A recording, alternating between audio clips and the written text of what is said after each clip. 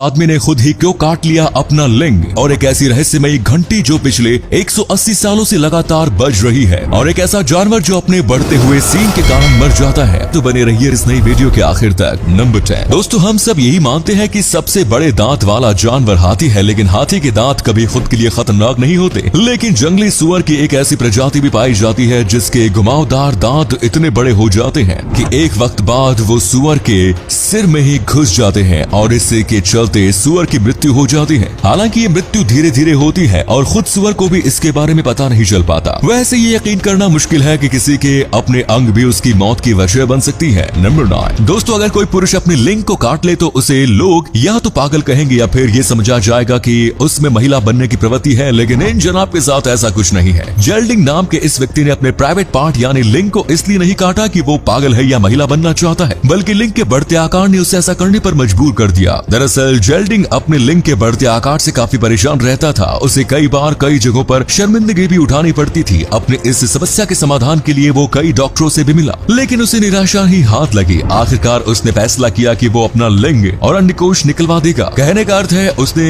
अपने सभी सेक्स अंगों को निकलवा दिया। वैसे ऑपरेशन कराने के बाद जेल्डिंग को कई तरह की चुनौतियों से भी रूबरू होना पड़ा, जैसे बिना बैठे वो पेशाब नहीं कर सकता और पेशाब करते समय उसे फीमेल। नंबर 8। दोस्तों, क्या आप यकीन कर सकते हैं कि कोई घंटी लगातार 180 सालों से बज रही हो और उसके बाद भी उसकी बैटरी खत्म नहीं हुई हो? शायद यकीन करना मुश्किल है, पर हकीकत में एक ऐसी घड़ी है जो ऑक्सफोर्ड यूनिवर्सिटी में रखी है। बैटरी से चलने वाली ये घंटी लगातार 180 सालों से चल रही है। इसे पहली बार सन 1840 में चालू किया गया था और तब से ही ये घड़ी एक भी मिनट बंद नहीं हुई है। ऐसे में वैज्ञानिक भी हैरान है कि आखिर इसकी बैटरी में ऐसी क्या खासियत है जो इतने वर्षों के बाद भी ये डिस्चार्ज नहीं हुई। लेकिन कोई भी वैज्ञानिक इसे खोलकर इसकी जांच नहीं करना चाहते, क्योंकि अगर वो ऐसा करते हैं तो फिर 180 सालों से चली आ रही ये बैटरी खराब हो सकती है। अब वैज्ञानिक ये देखना चाहते हैं कि आखिर ये बैटरी और कितने समय तक चल सकती है। इसी कमाल के फैक्ट पर प्लीज वीडियो को लाइक कर दीजिए। नंबर 7। दोस्तों, किसी के साथ दुर्घटना होना हर वक्त बुरी ही घटना मानी जाती है, लेकिन एक लड़की के साथ घटी घटना आपको यह सोच बदलने पर विवश कर देगी। एक लड़की जो 11 वर्ष की उम्र के बाद से देख नहीं पा रही थी, तभी उसके साथ एक दुर्घटना घटती है जिसमें उसका सिर कॉफी की टेबल से टकरा जाता है, और वो लड़की जो 11 वर्ष की उम्र के बाद से देख नहीं पा रही थी, इस दुर्घटना के कारण उसकी आंखों की खोई हुई रोशनी वापस आ जाती है और उसे सब कुछ दिखाई देने लगता है। अब दोस्तों, आपके लिए एक पहेली है। इस तस्वीर को ध्यान से देखिए और पहचानिए कि ये तस्वीर किस हीरोइन की है। नंबर 6। वर्ष 2019 में सिल्विया ग्रिस्को को फीफा का बेस्ट फैन अवार्ड मिला। ये अवार्ड उन्हें इसलिए मिला था क्योंकि वो अपने 11 साल के बच्चे को जो देख नहीं सकता था, उसे पूरे मैच का पूरा हाल मिनट दर मिनट बता रही थी। मैदान में क्या घटित हो रहा है वो सब कुछ बच्चे को पता चल रहा था, और वो सब सिर्फ इस लेडी की मदद से ही मुमकिन हो रहा था। ये मोमेंट कैमरे में कैद हो गया, जिसको करोड़ों लोगों ने देखा, जिसके बाद से इस घटना की चर्चा सभी जगह होने लगी और जिसके कारण ही इन्हें बेस्ट फैन अवार्ड दे दिया गया। हालांकि उन्होंने बाद में बताया कि उन्हें इस बात का बिल्कुल भी अनुमान नहीं था कि वो कैमरे में कैप्चर हो रही है। नंबर 5। दोस्तों, कहते हैं ना, आवश्यकता ही आविष्कार की जननी होती है, और ऐसा ही NIT कर्नाटक ने करके दिखाया है। असल में फॉरेस्ट गार्ड को जंगल में घूमना पड़ता है। उन्हें जंगल की देखभाल के लिए किसी एक ऐसे वाहन की जरूरत होती है जो हल्का हो और आवाज ना करे। बस इसी जरूरत को ध्यान में रखकर NIT कर्नाटक ने एक सर्वेलियंस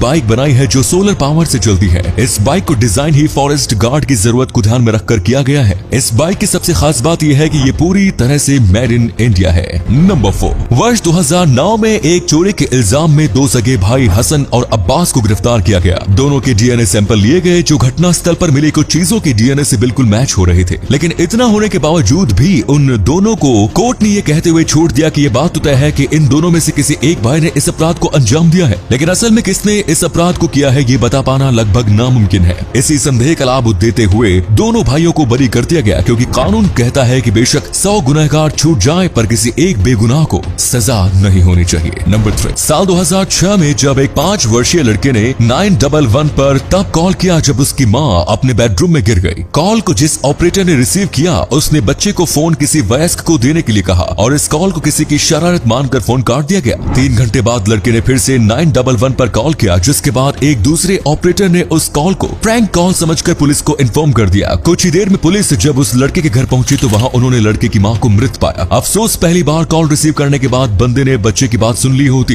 तो शायद उस महिला की जान बच सकती थी। नंबर 2। पूरी दुनिया में क्रिसमस का त्योहार धूमधाम से मनाया जाता है, मगर क्या आप जानते हैं कि दुनिया के अलग अलग देशों में क्रिसमस अलग अलग ढंग से मनाया जाता है? जी हाँ, चेक रिपब्लिक में अविवाहित लड़कियां अपने घर के दरवाजे पर सड़क की ओर पीठ करके खड़ी होकर अपनी सैंडल घर से बाहर फेंकती हैं। ऐसी मान्यता है कि अगर वो सैंडल लड़की की ओर मुंह करके गिरती है तो ये माना जाता है कि अगले ही साल लड़की की शादी हो जाएगी। लेकिन अगर ऐसा नहीं होता तो लड़की को शादी के लिए इंतजार करना पड़ता है। दोस्तों, इसी तरह नॉर्वे में भी क्रिसमस के दिन को लेकर लोगों का मानना है कि इस दिन बुरी आत्माएं धरती पर आ जाती हैं और घरों में झाड़ू चुराकर आसमान में घूमने लगती हैं। इस वजह से नॉर्वे के लोग घरों में झाड़ू समेत साफ सफाई की अन्य चीजों को छुपा देते हैं। यही नहीं, यहाँ के पुरुष इस दिन घर के बाहर हवा में गोलियां चलाते हैं ताकि जिससे वो बुरी आत्माओं को निशाना बना सके। नंबर 1 दोस्तों, 3 वक्त के भोजन के लिए लोग क्या कुछ नहीं करते। ये घटना न्यूयॉर्क की है, जहाँ एक बेघर आदमी एक दिन एक रेस्टोरेंट में रात के खाने का ऑर्डर देता है, लेकिन वो जानबूझकर बिल देने से मना कर देता है ताकि उसे जेल भेज दिया जाए, जहाँ उसे 3 वक्त का भोजन और साफ बिस्तर मिल सके।